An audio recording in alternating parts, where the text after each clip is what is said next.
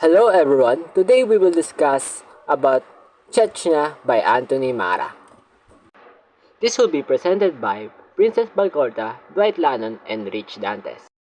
Before we start, let's first learn about the author Anthony Marra. Anthony Marra was born in 1984 with the age of 40 years old as of now.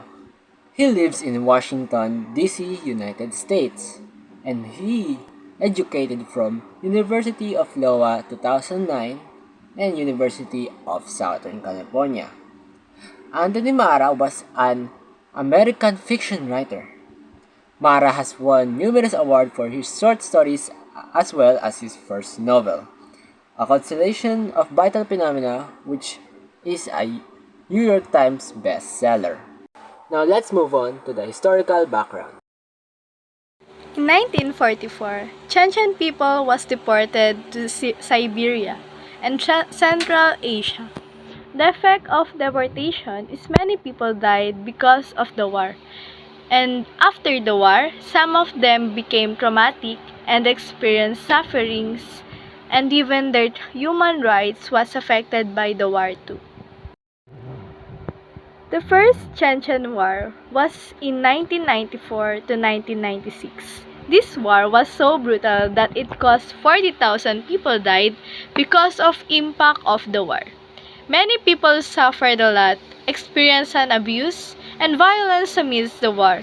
The characters experienced loss of their family members, and it illustrates how the war destroys relationship, community, and mental health of the characters. The Second Chechen War was in 1999 to 2009. For the Second War, it was more brutal than the First War, and 60,000 people died because of those extrajudicial killings, kidnappings, and more brutality for those people who are affected by the war. The war was affected the Chechen people because they witnessed and experienced the everyday war, and it leaves scar to their mind. Many women became a victim of sexual harassment during the war, but they still stand for themselves. So let's move on to the summary of the story. In the middle of the war, there was a girl named Hava who lost both her parents, but then Ahmed found her and took her to an hospital, asking Sonja for help. Sonja agreed to take care of Hava, but Ahmed needs to assist them to help the patients of their medicating in war. Sonja recalls the memories of her sister while it was alive, while currently deciding if she would take care of Hava. But despite all of the thoughts that she is thinking that time, she accepted to be the guardian of Hava, and their bond together became stronger because their relation did become deeper as the war continued. As the story continues, their traumatic experience revealed and really explores how the war continued to be brutal and killed the lives of many Chechen people. By the end of the story, it ends with the resilience of human spirit.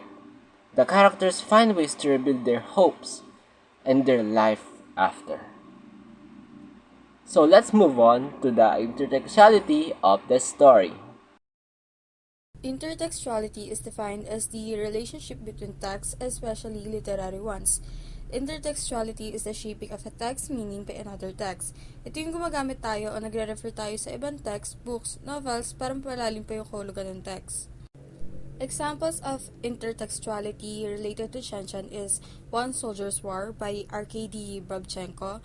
This is an autobiographical story that thus young Russian soldiers war in Chechen. Pinapakita dito yung experiences and traumas na nangyari sa kanya dun sa Chechen War.